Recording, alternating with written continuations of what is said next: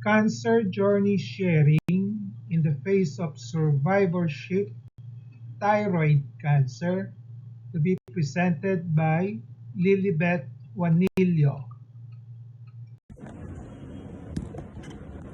Ako po si Maria Lilibet Juanillo, taga Makati. Ako po ay naoperahan way back September 7, 2011 sa thyroid papillary CA. At nag-maintenance po ako ng levothyroxine daily.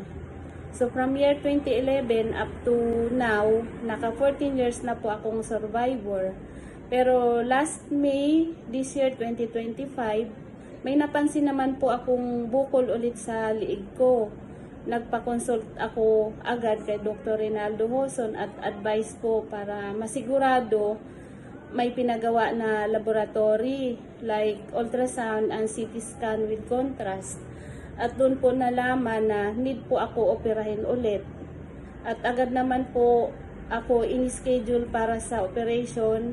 Sila na din po ang nagpa-reserve para sa hospital.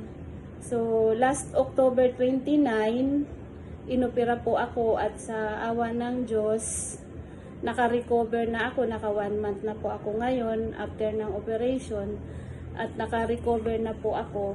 Tuloy pa din po ang maintenance ko na levothyroxine. At lubos po akong nagpasalamat sa Diyos, napakalaking regalo sa akin itong Pasko dahil po binay ang resulta ng histopath ko. So, isa po akong cancer survivor for 14 years.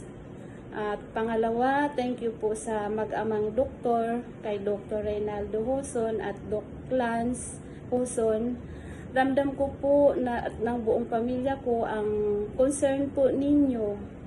Napakabuti po ninyo sa mga pasyente na kagaya ko. At sa mga kapwa ko, Cancer Crusaders Club, huwag lang po tayong mawala ng pag-asa at dasal lang po ang pinaka-the best. Merry Christmas and Happy New Year po. Salamat po.